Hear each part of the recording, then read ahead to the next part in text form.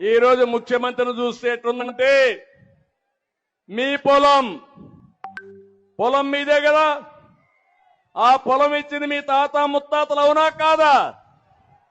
దానిపైన బొమ్మ ఎవడిది బొమ్మ? ఏవాయన మీ తాత తరపున బంధువా, మీ అమ్మమ్మ తరపున బంధువా? ఆయన బొమ్మ ఏంటి? మీకు రోషం లేదా అని మిమ్మల్ని అడుగుతున్నా. భూమి నీది, బొమ్మ అయింది. బొమ్మల పిచ్చోడు. కడాన ఇంకోటి చూడండి, మీ భూమి నెమ్మల రాళ్ళు వేసాడ